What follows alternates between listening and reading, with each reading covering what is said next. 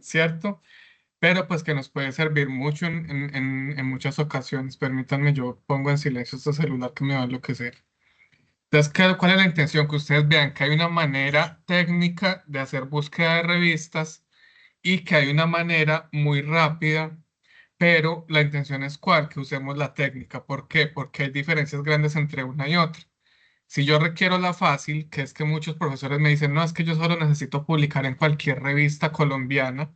Hay maneras y hay páginas y hay herramientas muy sencillas para buscar la información, pero hay profes que ya están haciendo maestría, doctorado o que están terminando especialización y a ese nivel de formación ya hay que buscar publicaciones internacionales. ¿Listo? Entonces, ¿qué hay que hacer? Usar la información técnica.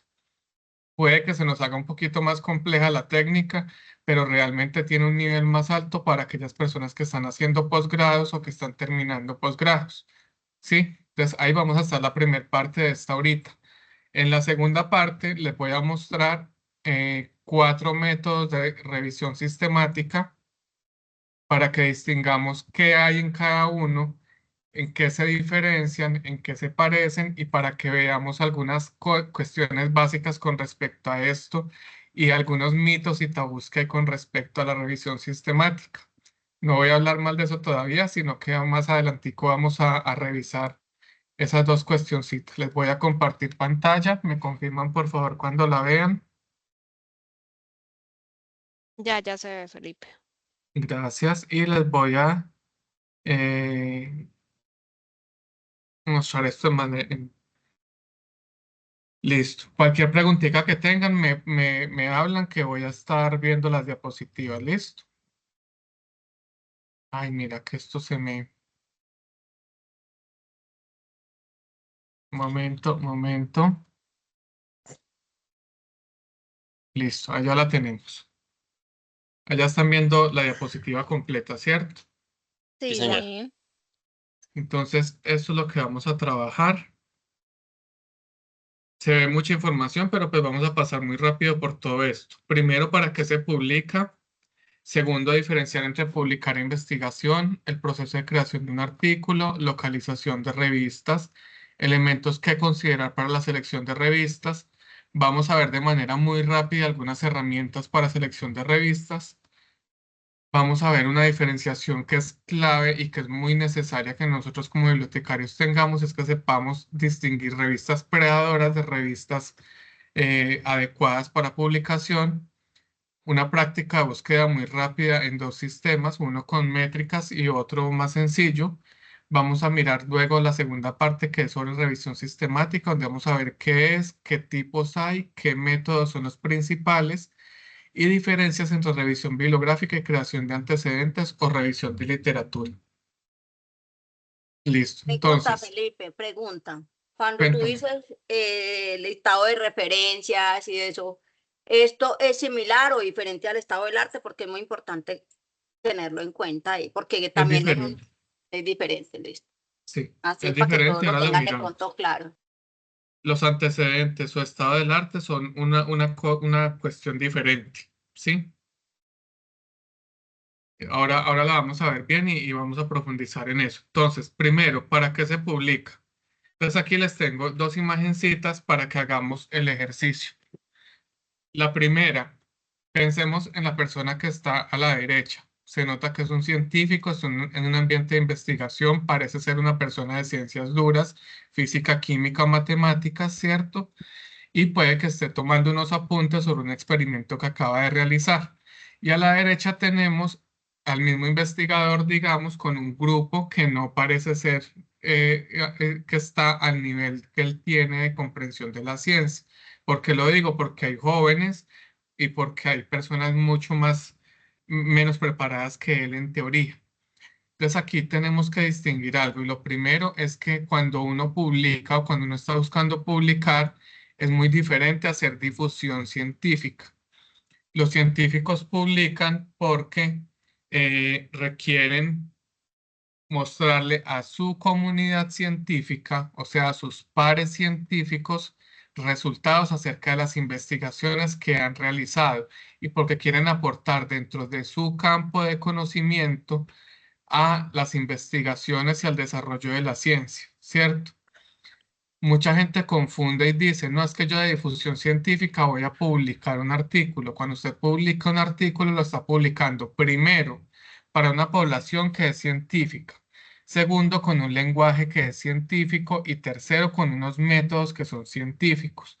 Si usted le pregunta a una persona de la calle cualquiera si distingue entre investigación cualitativa y cuantitativa, va a decir que jamás ha escuchado esa palabra o que no tiene la más remota idea.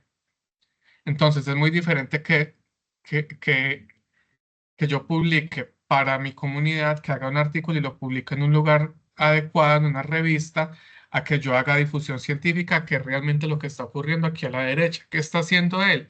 Puede que esté haciendo un taller donde muestra de una manera práctica ejercicios que emulan de alguna manera los experimentos que él realiza en laboratorio para que la gente se haga una idea general de qué es lo que él investiga, cómo lo hizo y a qué resultados llegó. ¿Sí? Es diferente que yo a la gente le muestre qué es la gravedad tirando, por ejemplo, esto que yo tengo en la mano, o tirando una manzana, ¿cierto? Que inmediatamente tenemos la referencia a Newton, a que les muestre qué es la gravedad desde ecuaciones de física, química y matemática, ¿cierto? Y eso hay que tenerlo claro. Entonces, ¿para qué se publica? Yo como investigador publico con dos intenciones. La primera, comunicarme con mi comunidad científica. Y la segunda, hacer que la gente conozca que estoy haciendo. ¿Dónde publico para comunicarme con la comunidad científica? En revistas indexadas que parten de un sistema que se llama peer review, que es un sistema en el cual la revisión de las publicaciones pasa por un comité de expertos y son gente que saben del tema. Entonces, si yo voy a publicar sobre investigación en educación, obviamente mis pares que van a revisar el artículo son personas que saben de investigación en educación y tienen que saber de lo mismo para poder evaluar de una manera correcta. Mientras que si yo voy a hacer divulgación científica sobre investigación educativa, lo que puedo hacer es mostrarle a mis papás, a mis compañeros de trabajo, cómo abordé una temática educativa desde una metodología explicada de una manera mucho más sencilla. Entonces aquí hay que tener una cosa clara y es que la publicación es diametralmente opuesta a la divulgación. ¿Por qué? Porque el lenguaje que está en la publicación científica tiene un nivel supremamente alto y una metodología completamente diferente a lo que yo busco hacer con divulgación. Entonces ese es el primer mito que tenemos que derrumbar de los profes y es que ellos creen que al publicar en una revista académica están haciendo divulgación científica. ¿Dónde hago yo divulgación científica? Por ejemplo, en un foro abierto a cualquier persona. En un foro, en un congreso o en seminario donde se espera que asista gente que no sea únicamente del área de conocimiento. Por Por ejemplo, en un foro, ejemplo, sí. perdón, Felipe, tengo una Por ejemplo, nosotros cuando hacemos la Cátedra para la Paz, a veces esos son productos de investigaciones que ya los profesores han venido haciendo y que cierto, y que ya se encuentra incluso publicado. Entonces ellos publicaron y después ¿qué están haciendo? Difundiendo lo que ellos ya investigaron, ¿cierto? Y darlo a conocer a la comunidad en general, ¿cierto? Entonces eso es pues un ejemplo claro de lo que nosotros hacemos. Correcto, muchas gracias, Judy. Exactamente, ese es un buen ejemplo de divulgación científica. ¿Cuándo hago yo también divulgación científica? Cuando publico un articulito en una columna de un periódico, por ejemplo, El Tiempo, La Patria, El Espectador, etcétera. Ahí también estoy haciendo divulgación científica. ¿Cuándo hago divulgación científica? Cuando subo un video a YouTube explicando qué es un agujero negro. Porque yo ahí no me voy a sentar a explicar desde fórmulas matemáticas, ni desde la teoría de la relatividad, ni desde muchas otras cuestiones, sino que lo voy a hacer de una manera que la gente común lo pueda comprender. Yo creo que con eso tenemos esta claridad, ¿cierto? Sí, Sí, señor. Listo. Entonces, ahí ya tenemos claridad con esto también, ¿cierto? La comunicación científica no es lo mismo que la divulgación científica. Hay que hacer esa claridad y distinguirle incluso al profe, porque ellos a veces tienen esa confusión y creen que publicar el artículo es hacer divulgación científica y eso no es de esa manera, sino que al publicar el artículo están comunicándose con su propia comunidad científica. ¿Sí? Listo. Entonces, aquí venimos a una pregunta que les quiero hacer. ¿Es lo mismo entonces publicar que investigar? ¿Qué les parece a ustedes teniendo en cuenta lo que ya hablamos anteriormente? Es lo mismo publicar que investigar. ¿Por qué no es lo mismo? Porque la investigación es el proceso en donde se adquiere la información necesaria para generar esa publicación. Listo, ahí tenemos una distinción clara. Muchas gracias, César. El proceso de investigación es un proceso largo, muy largo. En ciencias Esto, sociales, no todo lo que se publica es investigación. también es cierto. Muchas gracias. Entonces, aquí hay que tener en cuenta eso. Primero, partiendo de lo que tú dices, no todo lo que se publica es investigación. A veces yo publico simplemente un fragmento de lo que investigué para dar a conocer un pedacito de ese universo que estaba dentro de mi trabajo y la gente pueda conocer. Entonces, muchas veces, ¿qué hace el investigador? ¿Qué era lo que se hacía antes? Si yo hacía una especialización o una maestría, el material que yo ubicaba durante ese posgrado me permitía hacer investigación durante 10 a 20 años. ¿Por qué? Porque no teníamos todo el acceso a la información que hay ahora. Antes un trabajo de doctorado podía tener 10 páginas y 20 referencias, y con esas 20 referencias el investigador se las apañaba para investigar de 10 a 20 años porque eran cosas muy especializadas y tenían un nivel muy alto dentro de su campo específico de investigación, ¿sí? Hoy en día no se hace de esa manera porque pues tú publicas tu trabajo de maestría y generalmente la gente si publica después de esos artículos publica cosas relacionadas, pero no están inmersas dentro del campo específico del trabajo de grado casi siempre, o están relacionadas, pero de una manera lateral, es decir, no de una manera directa. Entonces, el proceso investigativo es una cosa completamente diferente, la metodología es grande, es amplia, el proceso investigativo puede llevar de 5 a 10, 15 años. En ciencias sociales yo puedo hacer, por ejemplo, grupos focales, puedo hacer investigación cualitativa que sea de largo aliento, como puede hacer investigación cuantitativa que sea de duración muy corta. Y se supone que la investigación cuantitativa tiene un nivel más alto que la cualitativa, pero eso no implica que los tiempos de ejecución sean los mismos o que una sea más corta que lo otro. ¿Sí? Entonces ahí tenemos otro mito que derrumbar y es que la gente piensa que la investigación cualitativa es muy sencilla, cuando en algunas ocasiones puede ser mucho más compleja que la cuantitativa. Con eso hay un ejemplo que a mí me dio de una manera muy sencilla a mi sobrina que tiene 10 años. Y es que yo alguna vez le preguntaba a usted qué material le gusta. Y ella me decía, me gusta la matemática. Y yo abrí los ojos porque en mi época a muy poquita gente le gustaba. Entonces yo le pregunté, ¿por qué te gusta la matemática? Ella me dijo, porque es que uno suma y hace las operaciones y siempre el resultado va a ser exacto. En cambio, en las otras materias uno tiene que hablar y hablar y hablar y hablar para defender lo que piensa. Y eso es muy complicado de hacer. Entonces, imagínense un niño de 10 años diciéndole a uno eso, como Con que le esa hace a uno, respuesta. sí, salió más inteligente que cualquiera en mi familia esa muchachita de 10 años. Entonces, imagínense eso. Entonces, generalmente lo que se publica son fragmentos de lo que se ha encontrado en la investigación. Y otras veces lo que se publica puede ser, como decíamos ahora, difusión científica. También hay que tener eso en cuenta. Y otras veces lo que se publica puede ser comunicación con mis pares científicos, es decir, publicación científica. Suena redundante, pero, pero es la manera correcta de decirlo, ¿cierto? Entonces, el proceso de investigación puede ser muy largo. Ustedes ven normalmente que cuando llegan los estudiantes a preguntarles acerca de artículos para la revisión de antecedentes o para la revisión de literatura, les dicen es que necesito artículos de los últimos 5 años. Y eso no es un capricho del profesor y no es casualidad, porque si investigar lleva tanto tiempo y yo le doy solamente, le digo al estudiante que de los últimos 5 años nada más, me estoy asegurando que él consiga, primero, información pertinente, segundo, que consiga temas que están relacionados con lo que está más en el ojo de la investigación actual, o sea, que son temas de actualidad. Tercero, él va a buscar investigaciones que estén enfocadas dentro del marco teórico o dentro del marco epistemológico en el tope de la evolución epistemológica, ¿sí? Obviamente, él también tiene que hacer una revisión de autores clásicos, pero eso va en el marco teórico. Pero en los antecedentes, por ejemplo, o en la revisión sistemática, etcétera, se le da prioridad a los últimos 5 años, porque pongámonos a pensar, si yo me demoro de 2 a 3 años haciendo la investigación, de 1 a 2 años haciendo la publicación, y después de que me aprueban la publicación, si la revista, por ejemplo, es impresa, se van a demorar más o menos 1 año en publicar.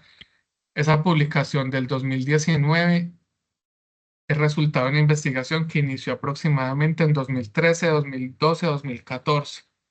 Entonces, si nos ponemos a mirar de una manera objetiva, puede que los conceptos, puede que las teorías y puede que el Cambien. método de recolección de información, exacto, haya cambiado y ya no esté tan Ujú, vigente. ¿Sí? sí. Entonces es bueno que entendamos esas razones y esas consecuencias de esas elecciones que se hacen en la investigación y por qué ese margen de 5 años, por ejemplo, para la revisión de antecedentes y para la revisión sistemática. Se está buscando información actualizada. ¿Sí? ¿Vamos claros hasta ahí? ¿Vamos Sí, claros señor. hasta ahí? Sí, señor. Listo. Entonces, el proceso de creación de un artículo es algo que es extremadamente largo, muy largo. Les voy a dar el ejemplo de ciencias sociales, que es quizá uno de los más sencillos según piensa la gente. Y es que al principio yo tengo una idea. La idea no surge de la nada, la idea surge de lecturas, de razonamientos, de experiencias, de relacionamientos con otras personas, de mi aula de clase, de una conversación con otro profesor, puede ser en el ámbito académico, puede ser en cualquier lugar. Las ideas nos llegan en cualquier momento. Entonces es muy sano para un investigador y es muy normal que ellos anden con un cuaderno, con una libreta o en el celular tengan un blog de notas donde van anotando cosas. Porque a usted la idea le puede llegar literalmente en el baño, mientras se ducha, mientras está sentado, mientras está tomándose una cerveza, mientras está conduciendo el carro, etcétera. En cualquier momento le puede llegar la idea, ¿sí? Entonces es importante que siempre tengan un lugar donde anotar esas ideas. Sí, eso es muy, muy, muy importante. Por otro lado, la investigación es producto. Buenos días, ¿cómo están? ¿No es de los hijos de México? No, permítanme un segundito. Listo.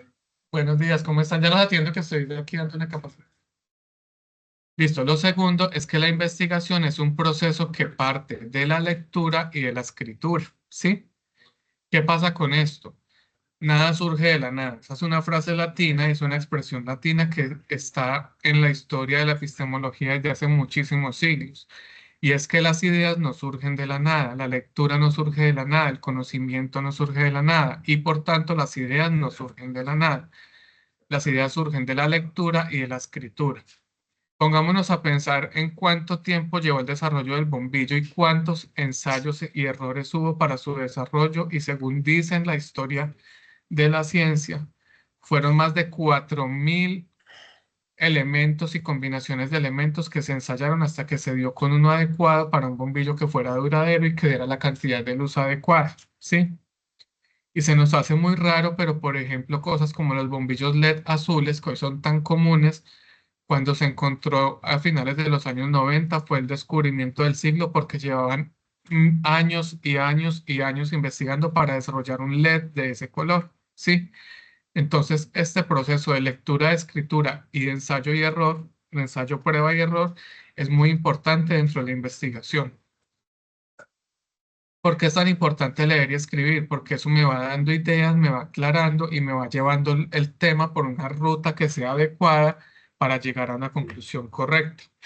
¿Qué es una conclusión correcta? Una conclusión metodológicamente bien realizada, ¿sí? Aquí hay que distinguir. Puede ser que yo parta de un presupuesto, de una hipótesis y al final de mi trabajo ese presupuesto o esa hipótesis hayan sido denegadas. Y si fue así, muy bien, probé qué ruta no tomar.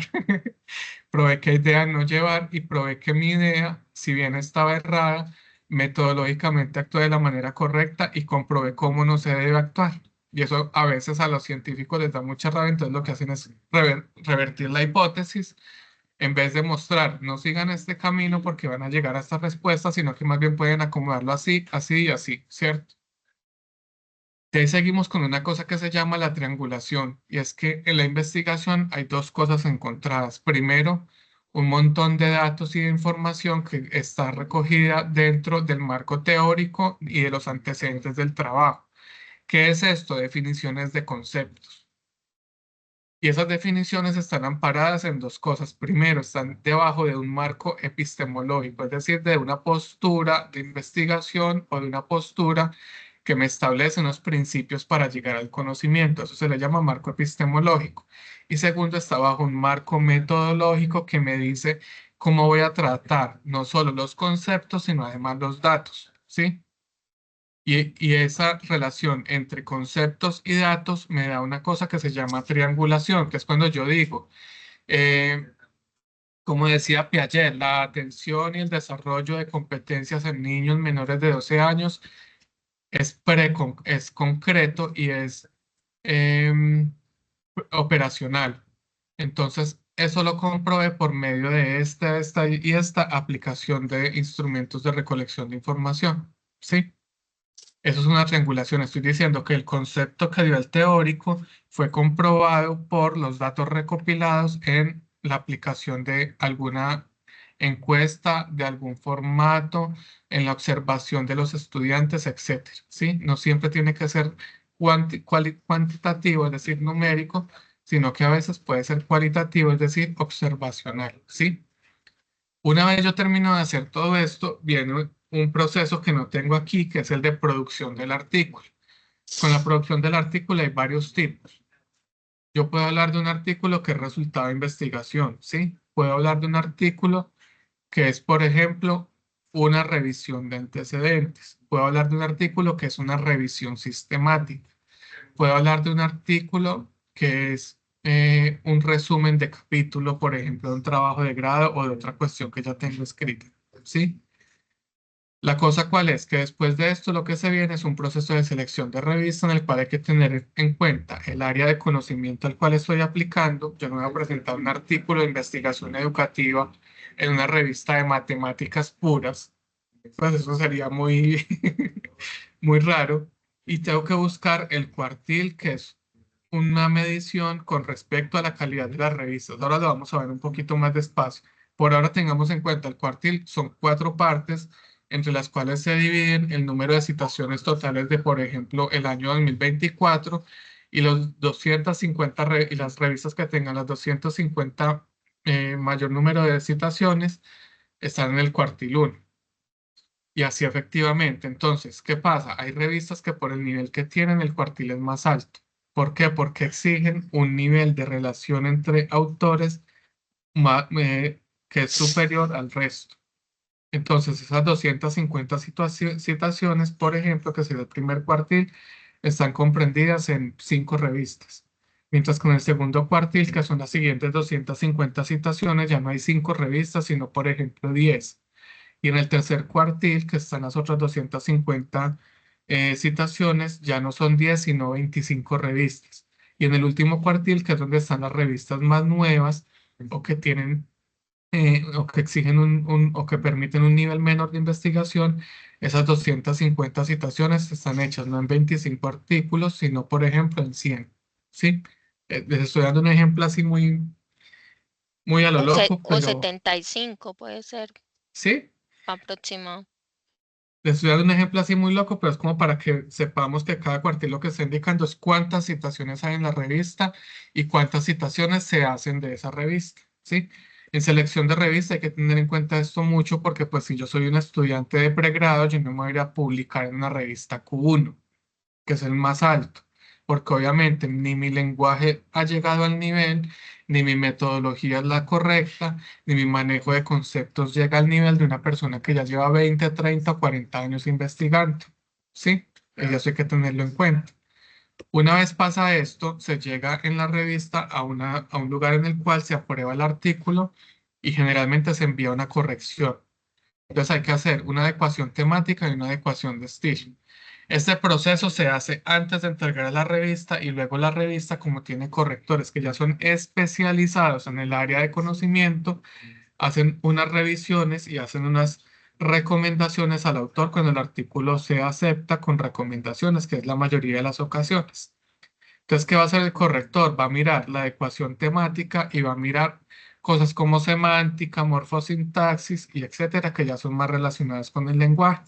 Y le va a decir al autor en qué lugares podría cambiar algunas cosas para mejorar el nivel o la calidad de su artículo de manera tal que se pueda publicar en la revista o que tenga un mejor nivel.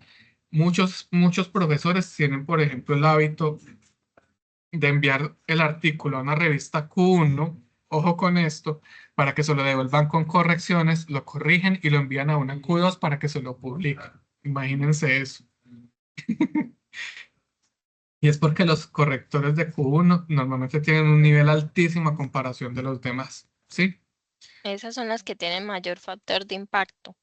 Correcto, porque es donde están los expertos, la gente que tiene más voz y que tiene más criterio, porque son los que más nivel tienen. No quiere decir que sean solamente los que más experiencia tienen. Hay que hacer una aclaración. Por ejemplo, en matemáticas se dice que un matemático bueno publica su obra cumbre antes de los 25 años, si no recuerdo mal. Imagínense eso, y es porque la mente todavía está muy creativa, muy innovadora y no está metida en todo ese montón de acondicionamientos que estamos cuando tenemos un poquito más de edad.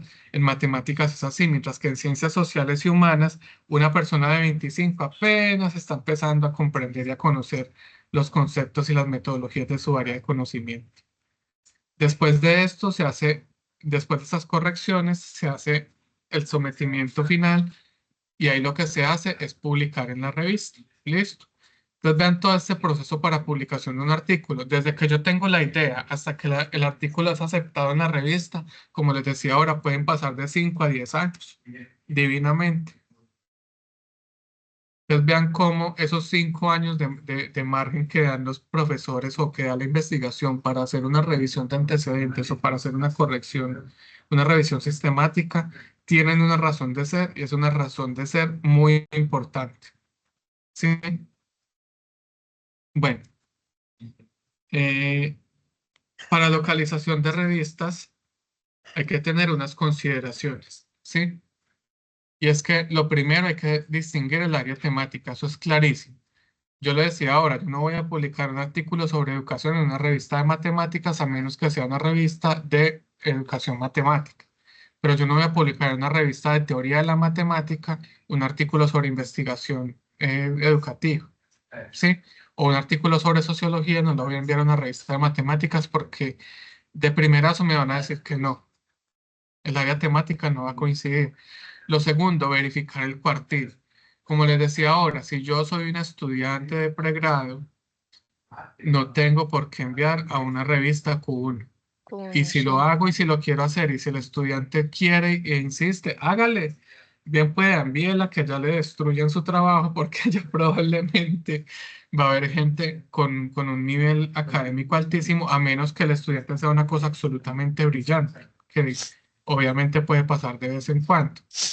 Pero esos cuartiles tienen una razón de ser, y es que generalmente yo pienso en el cuartil Q1 como el lugar en el cual publican los doctores y los postdoctores en áreas de conocimiento.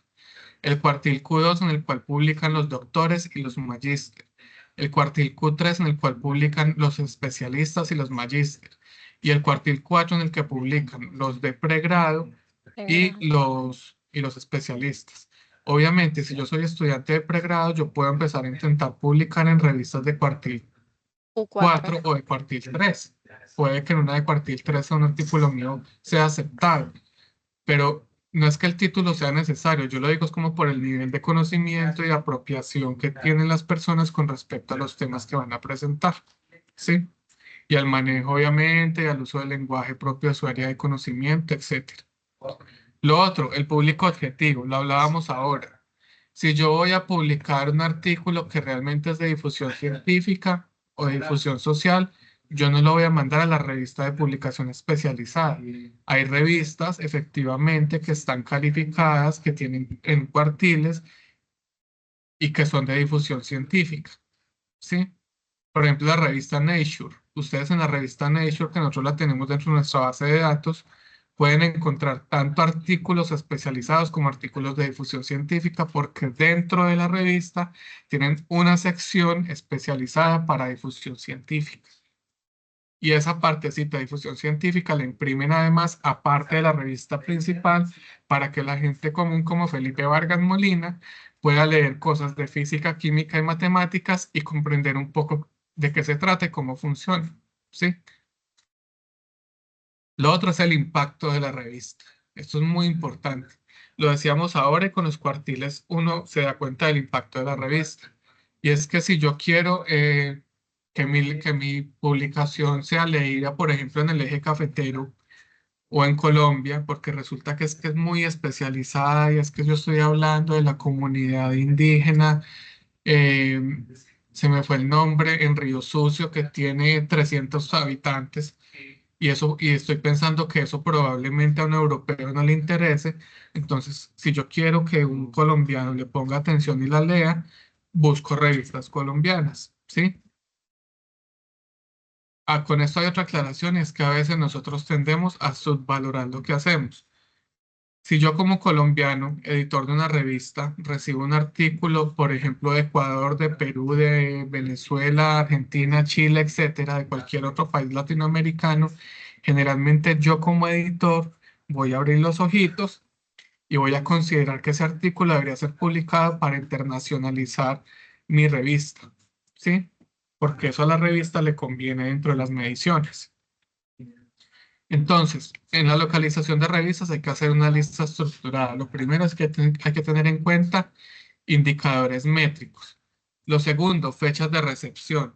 Si yo soy un estudiante de maestría que va a terminar y que le están exigiendo un sometimiento de artículo para poderse graduar, tengo que saber las fechas de recepción para entregar el artículo a tiempo en la revista que más me conviene. Hay revistas, y eso desde pandemia se volvió mucho más común, que ya no tienen fechas de recepción, reciben artículos todo el año. ¿Qué hacen ellas? Cuando tienen un número determinado de artículos de una temática específica, publican con esa temática. Y si no, pues simplemente tienen una temática general y están publicando según lo que reciben, ¿cierto? Lo otro son las prácticas de la revista, como esto que acabo de decir. Dentro de estas prácticas tenemos que, por ejemplo, hay revistas, especialmente en Q1 o en Q2, que tienen el hábito, la costumbre de ser muy educadas y cuando usted envía el artículo le dicen, lo aceptamos, tiene que hacer, le recomendamos que espere a que nuestro corrector de estilo revise el artículo y le envíe unas recomendaciones. Primer respuesta que puede tener. Segunda respuesta, le pueden decir, lo aceptamos, pero nos gustaría que me revisara un poco la metodología, puesto que encontramos esos problemas o estas situaciones que pueden ser solventadas de una mejor manera o que pueden ser reevaluadas para que sus resultados estén más acordes a este método que puede que le convenga más. Esa es una segunda manera en que una revista le puede responder. Tercera manera, le pueden mandar correcciones y aún así decirle en una revista Q1 o Q2, le pueden mandar revisiones y aún así decirle, qué pena, haga estas revisiones, pero nosotros no se la podemos recibir. Por, porque, por ejemplo, para este año y el siguiente vamos a tener una revista temática sobre esta área específica de conocimiento o sobre este segmento epistemológico y su artículo no cabe dentro de ese segmento epistemológico. Como puede ser que la revista simplemente le responda y le diga muchas gracias por participar, siga participando como pasa con la botellita cuando hay concurso de Postobón, ¿cierto? Siga participando a ver si le sale el premio, porque es muy raro que uno se lo gane. Entonces, a veces ocurren esas cosas.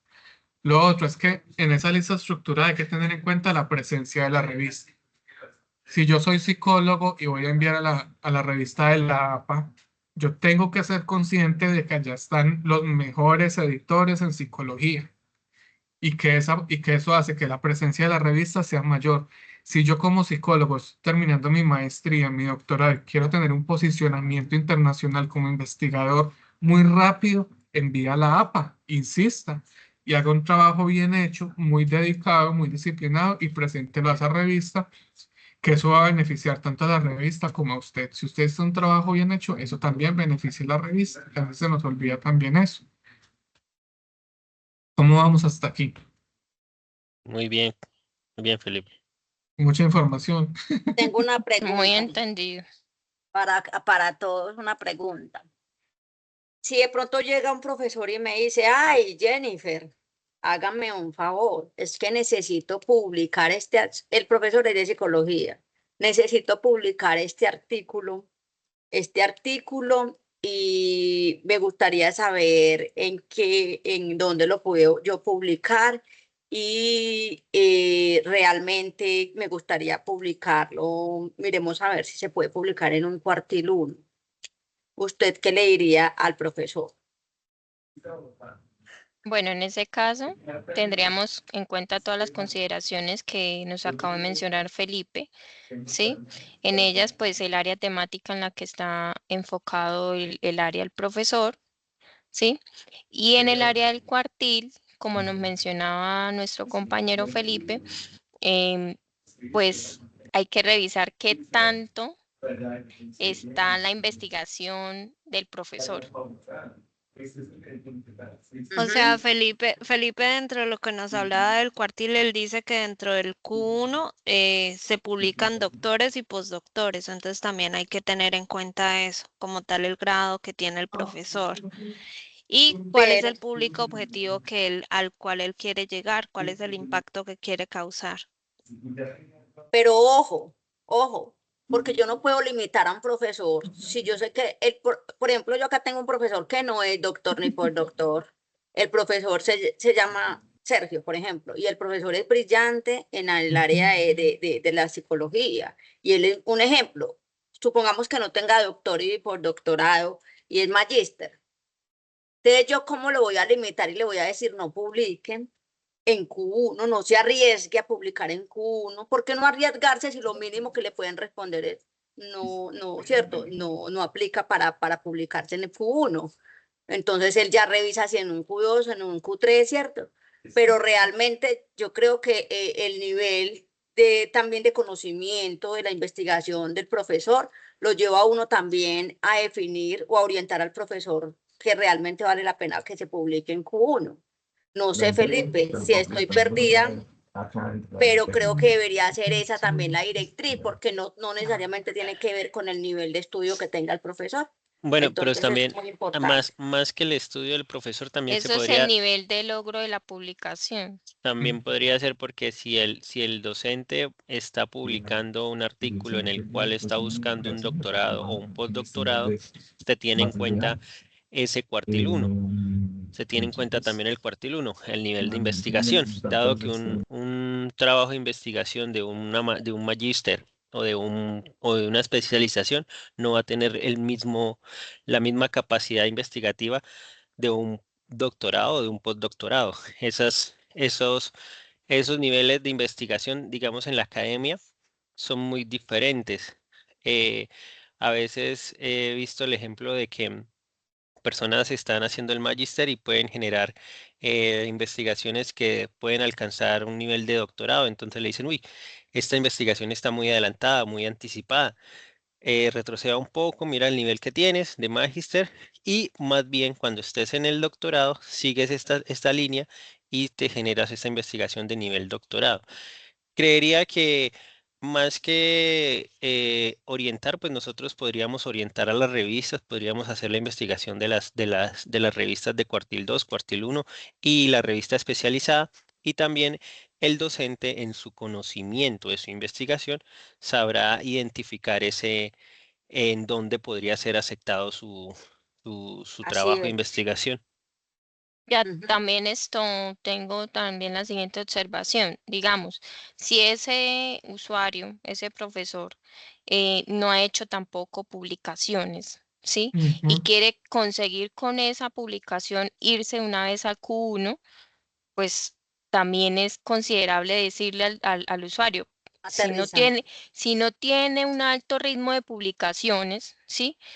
Digamos, en el año que haya hecho 7 artículos, ¿sí? Cada año, 5, 4, y va a lanzarse así a la carrera o de primera instancia con Q1, pues creería que ahí se tendría que revisar muy bien la investigación de ese usuario. Ujú. Pero hay otra cuestión y es que yo intento siempre darles alas. ¿Por qué? Porque, eh, como les decía ahora, uno tiende a subvalorar su propio trabajo. Me pasa mucho y esto no es machismo, esto es una cosa real. Las mujeres escriben mejor porque le ponen más atención a muchos detalles que nosotros los hombres a veces no ponemos. Si ustedes le preguntan a la comunidad de correctores de estilo, es raro que haya correctores de estilo hombres. Es muy raro y mucho más raro todavía que haya correctores de estilo hombres buenos. Entonces llega la profe a veces, empezando maestría, un artículo muy bien escrito, con un número de citas altas, que es una cosa que hay que considerar, con un número de referencias altas y muy especializadas, algunas de ellas en inglés y en portugués. Vean las consideraciones que estoy teniendo y me dices que estoy buscando una revista Q4 para publicar este artículo. ¿Cómo la ven ahí? Subvalora su propio trabajo. Sí, Yo ahí la es donde, mando de una a Q2 o a Q1 porque está Mm, usando referencias de otros idiomas muy especializadas y el artículo está muy bien escrito, ¿sí? Entonces, sí, eso también hay que tenerlo en cuenta. No es solo el título que él tenga o el grado de estudio que tenga, sino también la proficiencia que tenga en la construcción del artículo. Es muy importante. Y la proficiencia que tenga para comunicarse en lenguaje científico con sus pares científicos. ¿Sí ven? Que por eso es que empezamos ahora.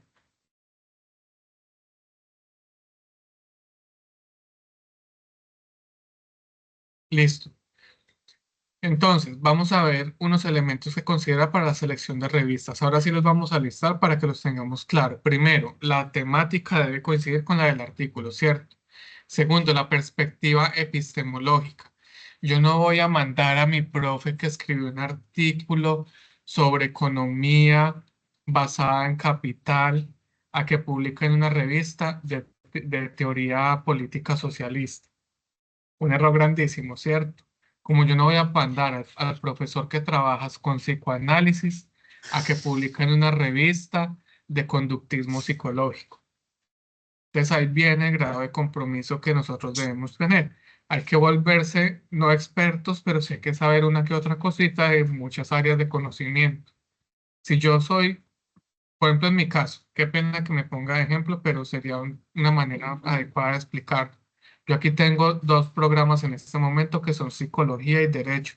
Yo como bibliotecario tengo que estudiar y conocer un poco las temáticas para poder no solo atender usuarios, sino también profesores y ayudarles en este proceso de selección de revistas, ¿sí? Si yo tengo estudiantes de medicina, yo tengo que saber diferenciar entre oncología, entre pediatría, entre las áreas principales y tengo que saber reconocer dentro de esas áreas en algunas ocasiones teorías que son contradictorias o que son contrarias, ¿sí? Ojo con eso, es muy importante. Y hay que también tener suficiente capacidad de decirle al profe, profe, yo no sé tanto de esto, explíqueme un poquito para de pronto yo poderme ubicar y darle una recomendación adecuada, que a veces hay que hacer, ¿sí? Lo otro, el nivel de aporte al campo, que es muy importante. Si la investigación es una cosa completamente innovadora, debería ir a Q1. Si la investigación es lo mismo de siempre, debería ir a Q4. Y uno tiene que ser consciente de eso y cuando uno construye su artículo, uno es consciente de eso porque uno sabe el nivel que tiene con respecto al área que está estudiando, ¿cierto?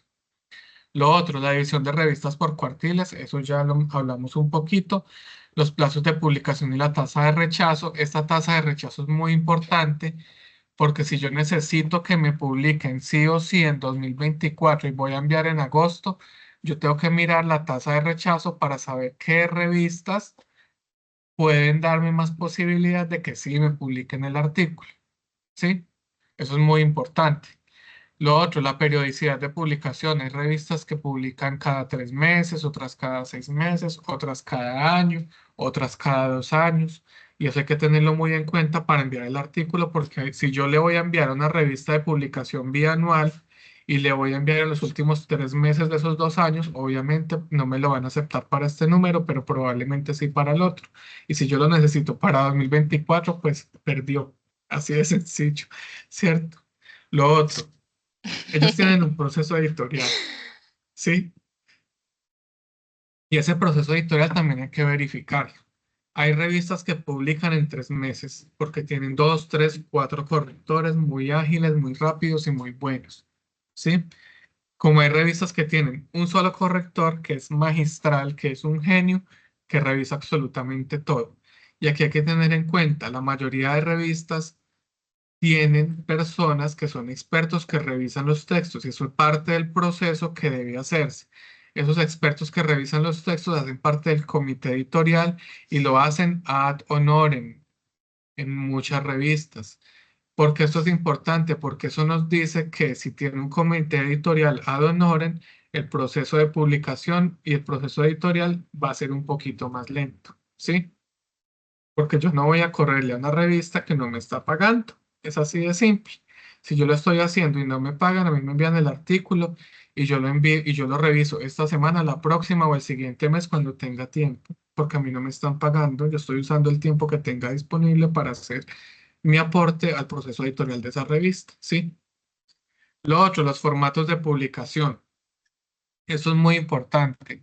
Si la revista publica solamente físico, la publicación del artículo va a ser un poquito más lenta, porque además de todo el proceso que vimos ahora, vendría el proceso editorial, que es un proceso que Editorial. lleva de 6 meses a un año. O sea, a los 4, 5, 6 años de ahora, sumémosle otro año más por el proceso editorial para la publicación física. ¿Sí? Yo tengo una pregunta, Felipe, con base a ese tema. Digamos, el profesor tiene su artículo, pero sabe que donde va a publicar es en físico, ¿sí?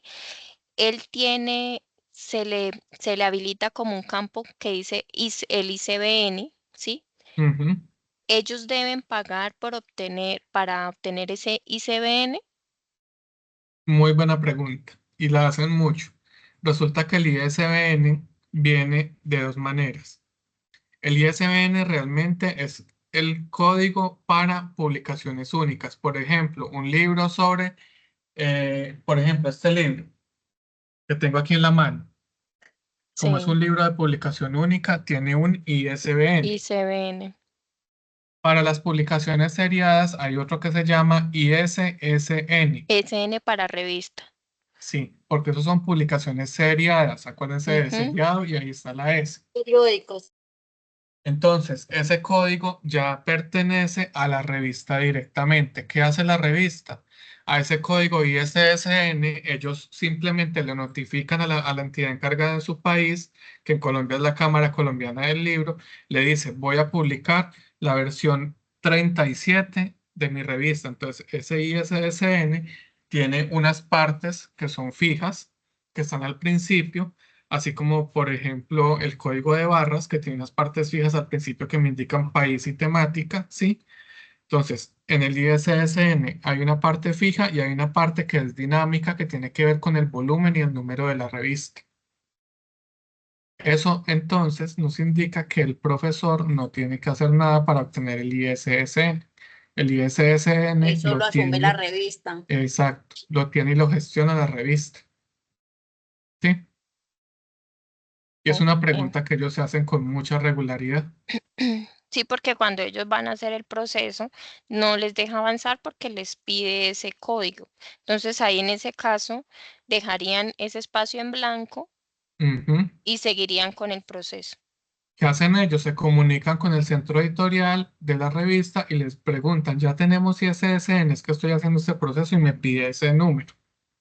Si ellos ya lo tienen, se lo entregan de inmediato. Ahí mismo se lo responden. Si no le dicen, estamos gestionando y ya. Ok.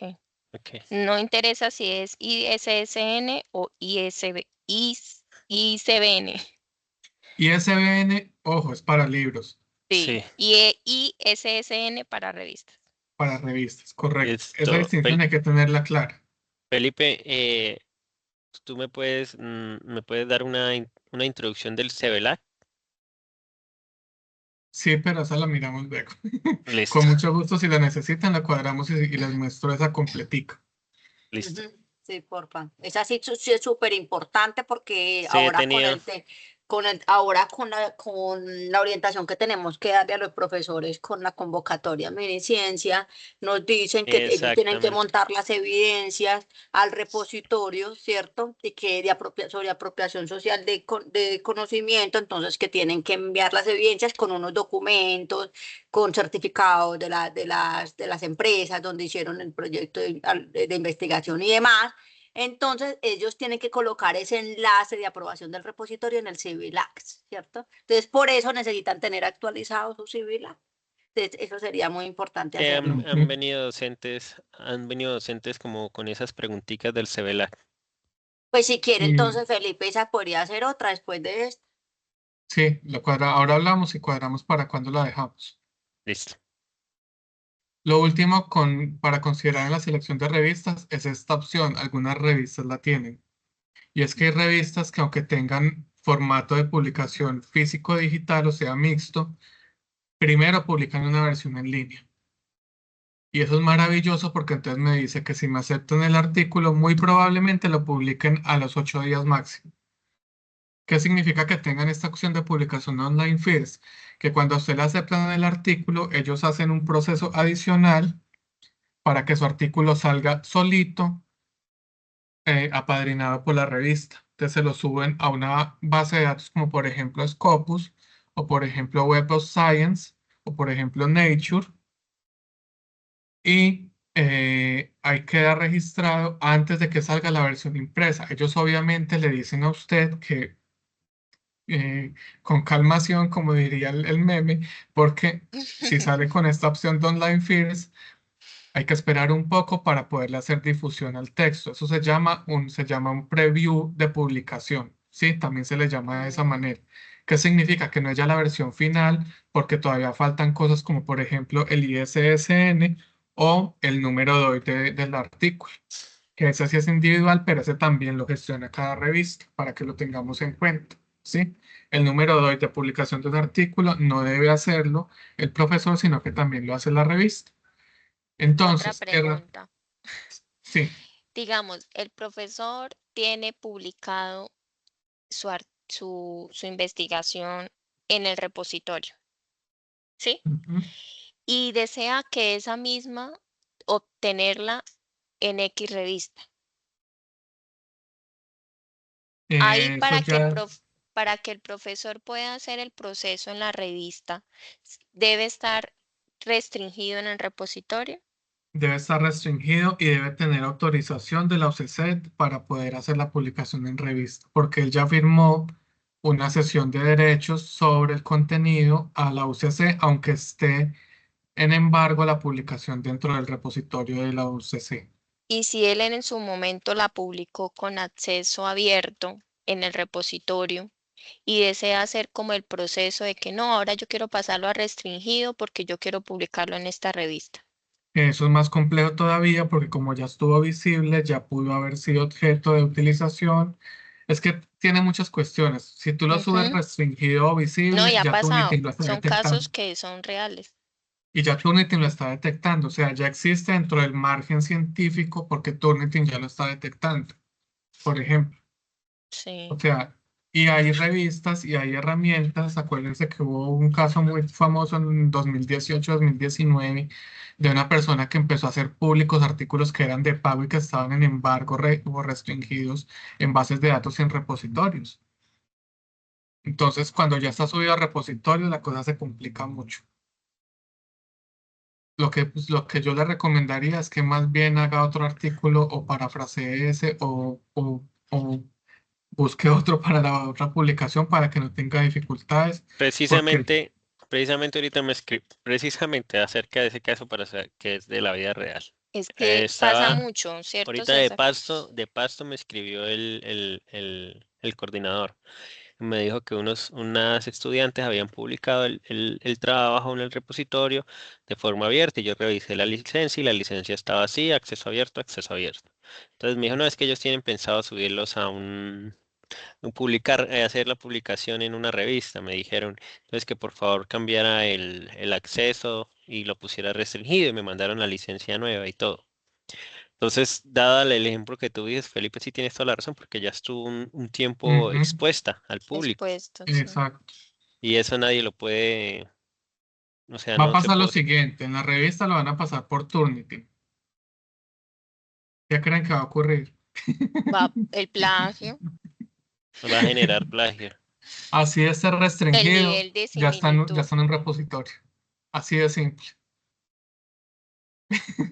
O sea, si Ya. esté restringido, pero igualmente si se sube al repositorio y se genera restringido desde el primer momento, si no se genera similitud, Sí, No porque está. también. ¿sí?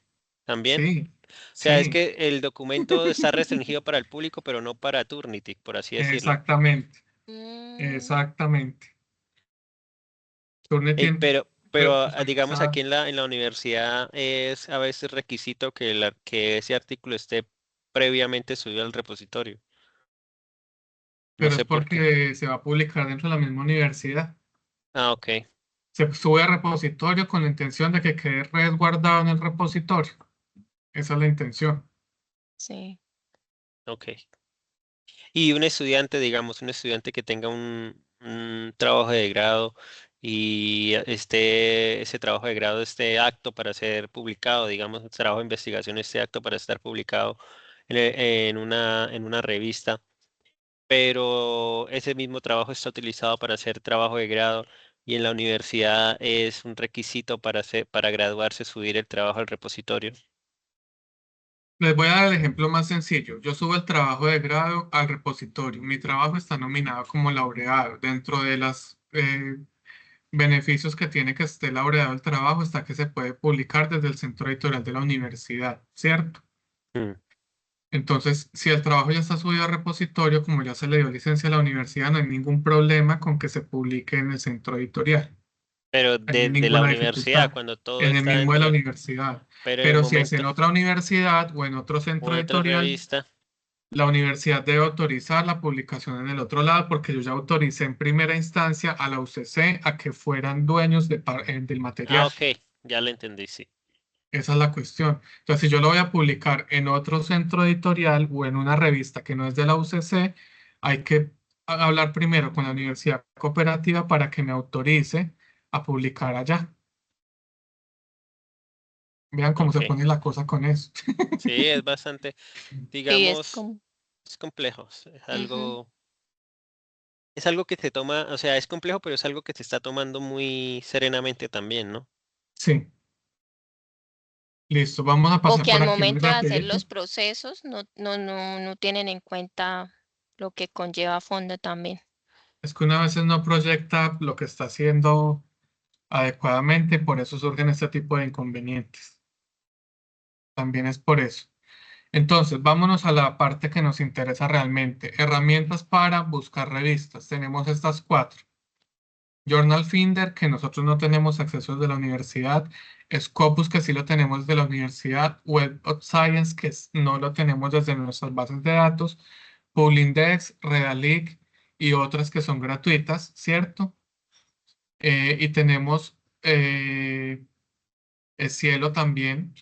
Por aquí tengo los links. Vamos a hacer el ejercicio ahora en un momentico con esto, ¿sí? Antes de eso hay que distinguir con revistas predadoras. Ojo con eso, es muy importante. Se conoce por revistas predadoras, revistas que tienen prácticas que no son adecuadas en términos éticos o en términos científicos. Primer cosa para distinguirla es esto de aquí. Hacen cobros falsos por publicación. Si yo voy a subir el artículo a la revista y de primerazo la revista me dice, tiene que pagar $200 para iniciar el proceso de revisión. ¿Ustedes qué creen? Que perdió la plática. Esa No es, plática se perdió. sí, y es algo Exactamente. no confiable. No es confiable. Si yo entrego el artículo y me escribe una persona que se llama eh, Armando Mesas de Bareque, que dice que es parte del staff de la revista, ¿ustedes qué creen? Mm. No, Pues es que es muy obvio. Si, por ejemplo, yo reviso y veo que hay un artículo publicado en esa revista que está en otras dos o tres revistas, eso también me prende una alarma. Si el sitio web parece un blog del año 2012 o 2010, ¿cierto? Ya se hicieron la imagen. Sí, Eso también me da una señal de alarma. Si yo miro si la revista pertenece a alguna sociedad científica o académica y no pertenece a ninguna y resulta que es una revista supuestamente que dice en la página que es cuartil 1 o 2, ahí también me prende una alarma. Si en la revista, en la página por ningún lado me habla de quién es el editor, de quiénes son los correctores, de quiénes son los evaluadores, del cuerpo editorial o del equipo editorial, eso también me prende alarmas, ¿sí? Puede que una de estas pase o puede que varias pasen o puede que no pase ninguna. La cuestión cuál es, que uno se vuelve muy ágil en reconocer estas revistas predadoras que están engañando a la gente y que están pasándose por encima de la ética y la producción científica cuando uno va buscando revistas y se va dando cuenta de cómo cada una hace sus cosas. ¿Sí? Ojo con esto. A veces el profe llega y me dice, yo quiero publicar en esta revista. Y yo entro al link y veo una cosa que me parece a Facebook del 2008. Y a mí me dan ganas de agarrarme la cabeza literal y decirle, profe, ¿en serio usted va a publicar ahí? ¿Quién le dio esa página? ¿De dónde salió? No, es que me dijeron que hay pago y vea que ahí en la página abajo dice que tengo que pagar $100 y me publican en 4 días. Dios. ¿Cómo la ven? Es que cuídese de ese depredador. Que diga. Entonces, vean, con esto hay que ponerle atención. Un trabajo que está de más y que no se nos puede pasar es buscar noticias sobre la revista a la que el profesor va a publicar. ¿Sí? Que es que yo quiero publicar en esta revista, yo busco en internet y me encuentro 20 comentarios donde dicen que la revista engañó a gente, que está robando, que se robó un artículo porque no se lo aprobaron y lo publicaron. Ojo con eso. Entonces, un paso adicional a este es buscar en la web qué dice la gente sobre la revista. Listo. Eso nunca sobra y siempre nos va a dar una pista muy rápida de si es adecuado o no. Entonces vamos a hacer una práctica muy sencillita. Perdón, yo me salgo de aquí. Me vengo a la página de la U primero y me voy a venir a la página de bibliotecas. No les voy a dar paso a paso porque pues yo creo que ya todos lo sabemos. Por aquí Sí. tenemos Scopus.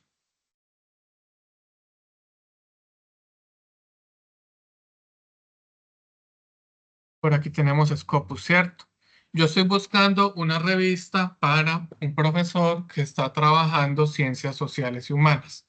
Entonces, en Scopus, recuerden que aquí yo siempre lo digo y es mejor siempre decirlo, hay que habituarnos a usar la página en inglés para evitar traducciones a la colombiana, ¿sí? Porque es que Google se equivoca, Deep se equivoca y etcétera. Entonces, me voy a venir a Fuentes, que lo tenemos aquí. Obviamente ya tengo la sesión abierta. Me voy a venir a Fuentes y aquí le voy a decir que necesito por área de estudio. Y voy a buscar el área de estudio de mi profesor. Entonces voy a buscar una, por ejemplo, en historia. Le voy a decir aplicar. Y aquí lo que va a hacer Scopus es que me va a dar las revistas. Listo. Información importante. Primera, vean que aquí me da un percentil que es el cuartil directamente. Aquí ya me está diciendo que está sobre el 99% de revistas. Es decir, es la revista que está en una de las del top del cuartil 1. ¿Sí? Si está a 75 menos, 75 a 50 ya sabemos que es cuartil 2, 50 a 25 ya sabemos que es cuartil 3, 25 a 0 ya sabemos que es cuartil 4 o que está en proceso de inclusión dentro de cuartil. ¿Sí? Eso también hay que tenerlo en cuenta. Importante, número de citaciones. Aquí me las está dando en los últimos 3 años. Acuérdense, esto da las citaciones con respecto al año anterior y estas páginas que hacen métricas de revistas y de investigación generalmente entregan las métricas del año anterior más o menos entre mayo y junio. ¿Sí? Es decir, si yo necesito mirar cómo nos fue en 2024, eso va a salir más o menos en mayo-junio de 2025. ¿Sí? ¿Cuántos documentos publicó esta revista? 140. ¿Cuántas citaciones tiene? 1924. Les voy a mostrar una cosa aquí muy sencilla. Perdón, yo me traigo mi calculadora de esas que uno lleva al supermercado y le voy a decir que me divida 1924 por 140. Vean lo que me dio. Mucho. 140 dividido 1924. Vean lo que me dio. Esta revista tiene un índice de citación por artículo de 72, ¿sí? Porcentaje de citación 89. ¿Qué significa este de aquí al final? Que el 89% de las personas en esa área de conocimiento han citado esta revista. Y voy a entrar aquí. Ay, qué pena, yo no había visto la hora. Seguimos, que yo creo que nos faltan 5 minuticos para que por lo menos terminemos esta parte. Felipe, tengo una duda. Es que tú acabaste de decir, bueno, el Q1 no es el 25%, No, el o Q1 sea, está de el 75 a Q4, 100. O sea, mm, Q1 son los super mejores. Sí, o sea, es el pero más alto. no es el menos. No, mira que No, aquí el está Q4 el sería del 0 al 25, exacto. que es el Y más bajito, o sea, es el el que más menos bajito. nivel como de citación e investigación tiene. Exacto, correcto. Ese es el número que hay que tener en cuenta. Y por lo tanto, de 75 a 99, estamos hablando de revistas Q1. ¿Sí? Entonces vean, yo entro a la revista y aquí me va a decir, primero que me interese, están las áreas de interés, o sea, las áreas temáticas. Aquí me dice artes y humanidades, economía, econometría y finanzas, negocios, administración y manejo de contabilidad, ciencias sociales, administración, ¿cierto?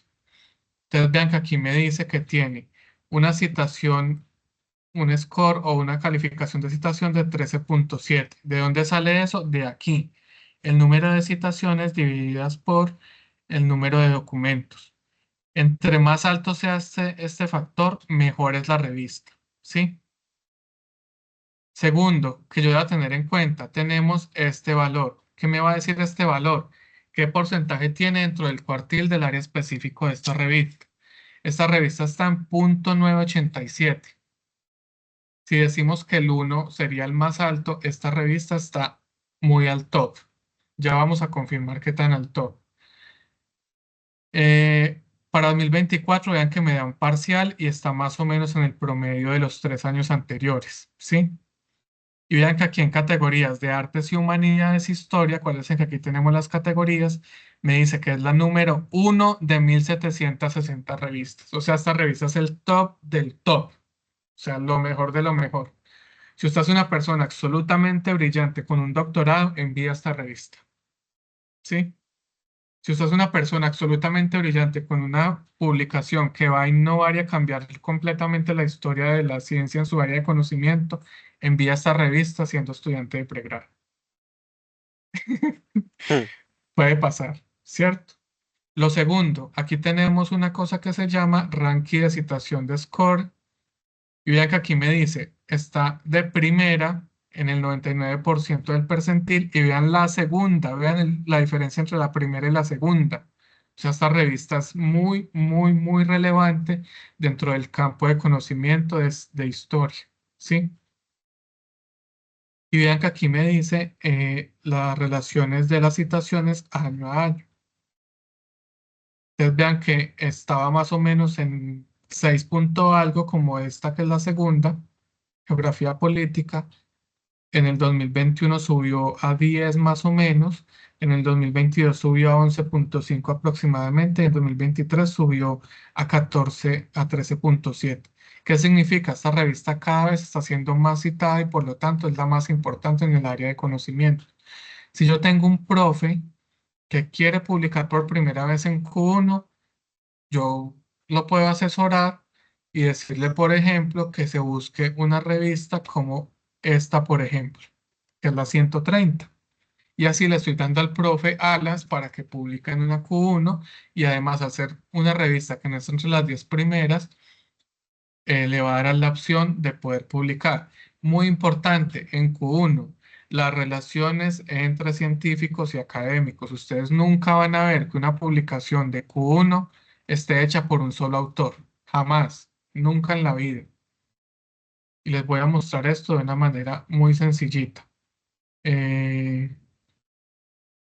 ¿Dónde fue que yo lo vi ahora? Aquí, atrás. Hola, profe, buenos Felipe, días. Felipe, es que no sé si puedes mirar un momentico en el chat.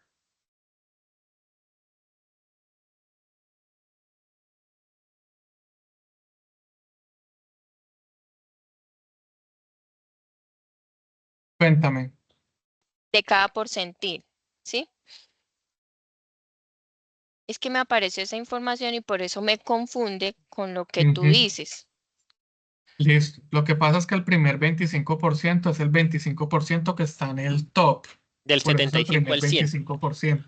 O sea, hay ¿Sí? 25% al 100. O sea, del 75 al 100, ese es el Sí, 25%. El correcto. 50, o sea, del 100 hacia atrás, no del 0 al 25. Ah, yo estoy Exacto. teniendo en cuenta desde el cero, ¿cierto? Sí. Exacto. ¿Cómo nos damos cuenta de eso? Con lo que miramos aquí, que esta revista está en No me llegó 0.987. nada, profe, nunca me llegó nada. ¿Sí? Listo. Entonces, aquí en el ranking ya tenemos claridad con esto, ¿cierto? Cómo Sí, usarlo con señor. un profesor, que es muy sencillo realmente. ¿Sí? Para que el profe no tenga un proceso más traumático, yo no le voy a recomendar nunca las primeras del cuartil. Porque en cuartil Q2 es tan difícil publicar como en cuartil Q1 entre las primeras 10 revistas. ¿Sí? Que si el profe quiere publicar en Q2, me voy a venir por aquí al asiento y pedacito y le voy a recomendar una de esas. ¿Vale? Listo. Eh, Felipe, ¿y qué era lo que nos decías de la relación científica que nos estabas mostrando? sí. Vean que aquí lo que hice fue que me vine a la tercera pestañita, que es el contenido, y me va a mostrar los artículos que ha publicado año a año esta revista. Voy a mirar los de 2024. Díganme qué artículos, vean aquí los autores en esta columna. Todos, Hola. absolutamente todos, están Señora, hechos en grupo. no. Los de menos son dos personas, pero no hay un solo artículo que esté hecho por una persona individualmente.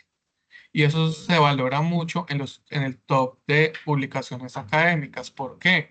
Porque así yo sea el que mató al diablo con el machete, como dice la música colombiana, muy probablemente alguien me tuvo que haber afilado el machete y ayudarme a ver los movimientos del diablo, ¿cierto? ¿Qué les quiero mostrar con esa metáfora? Si yo sea el que más sabe, tengo que tener otra Siempre va a haber manito un que me cómplice. ayude a ser más objetivo, exacto. Porque yo solito tengo prejuicios, yo soy humano, yo me equivoco, yo la embarro. Con otras personas al lado, como dicen por ahí La ayuda a vulgarmente, maquinar. dos cabezas piensan más que una y cuatro ojos ven más que dos, ¿cierto? Listo. Claridad entonces con Scopus, muy sencillito de trabajar, ¿cierto? Sí, Ahora, señor. yo les decía, hay una manera mucho más sencilla de buscar el cuartil para Colombia. Hay una página de MinCiencias que se llama Publindex, ahí la están viendo, ¿cierto? Yo voy a ingresar, vean que me lleva a la página de donde está el enlace. Aquí yo ingreso. Publindex me va a mostrar las revistas indexadas para Colombia, ¿sí? ¿Dónde está eso? Aquí en la clasificación. Vean que aquí tengo el buscador, clasificación histórico de revistas. Y aquí yo tengo las revistas según los cuartiles. ¿Cómo la ven? Voy a meter a la Mucho más A1. fácil. Listo. Si yo necesito una revista colombiana, profe, Publindex, ¿qué área de conocimiento trabaja usted? Historia, listo, le puede servir la revista de estudios sociales, la de historia crítica. Si está más enfocado por literatura, la de estudios de literatura colombiana, si está enfocado por la política, análisis político, ¿cierto? Y estas son colombianas, ¿sí? Entonces vean que Publindex tiene una herramienta que tiene los cuatro cuartiles separados por revistas indexadas en Colombia. ¿Qué me está indicando esto? ¿Cuántas revistas en total hay en Colombia que están indexadas en cuartiles? 149 más 114 más 17 más 7. En Colombia tenemos 287 revistas indexadas en el sistema de cuartiles. Y vean lo que yo les decía ahora. ¿Recuerdan que yo les dije que en Q1 podía haber 5, en Q2 10, en Q3 les dije que había más o menos 25 y en Q3 podía haber 100? Vean que es una pirámide y efectivamente hay muy poquitas revistas arriba. Listo. Segunda manera, es que yo no sé en qué revista publicar, a mí me da igual el cuartil. En Publindex, aquí tenemos una clasificación de revistas, pero también tenemos un buscador. Y en este buscador yo puedo decirle al buscador, venga, búsqueme revistas. Vea que aquí me da una opción para el campo de búsqueda, le voy a decir más. Entonces le voy a decir por área de conocimiento. Búsqueme, por ejemplo, en ciencias sociales, que es el ejemplo que hemos tenido todo el tiempo, y le voy a decir buscar y me va a mostrar todas las revistas en ciencias sociales que hay en Colombia, ¿sí? Vean que aquí me da el ISSN, ¿sí se dan cuenta que yo no me lo inventé? Cada revista tiene su ISSN. ISN. Esta es la parte que yo les decía que es la fija. Y aquí al final viene una X y por ahí lo vieron, véanlo acá, que tiene que ver con el volumen y el número de publicación, ¿sí? Entonces voy a entrar, por ejemplo, a esta revista. Ahí le doy en la lupita. Me está mostrando la revista ABC123. Aquí vean que me deja ver el historial de clasificación. Me dice que esta revista no está clasificada, es decir, está en sistema de evaluación para entrar al sistema de cuartiles. Orientación editorial. Aquí me va a mostrar el comité editorial, instrucciones para autores, artículos publicados. Muy importante, aquí está el enlace de la revista.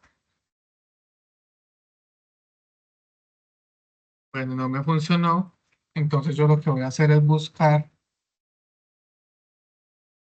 directamente la página de la revista, a ver si tiene algo raro.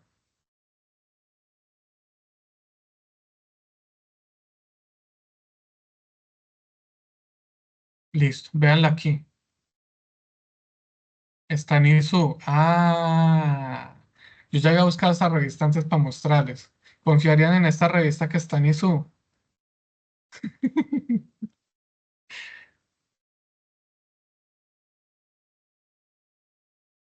¿Cómo les parece que esto lo que me está diciendo es que probablemente sea una revista de estudiantes?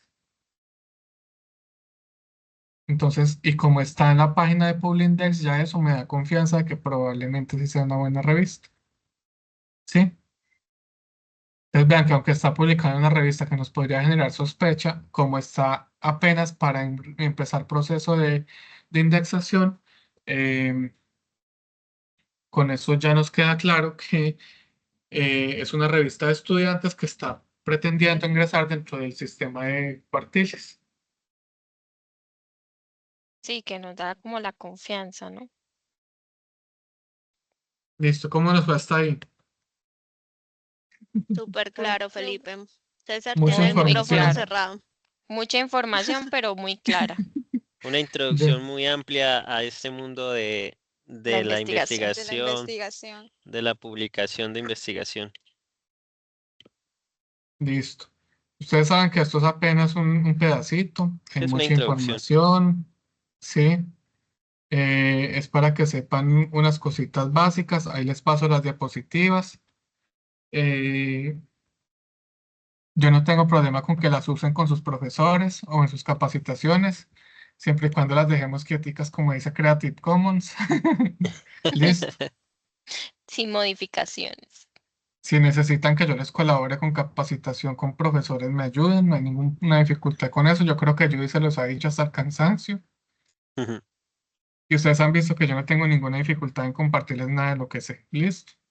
Muchas Es con gracias, mucho Felipe. gusto lo que requieran, aquí estoy. Muchas gracias, Felipe, Felipe. muchas gracias. Felipe. Muchas Me gracias, disculpan los Felipe. 22 minutos que nos pasamos. Necesarios. Y no alcanzamos a hacer la segunda parte. Entonces, luego hablamos para hacer la segunda.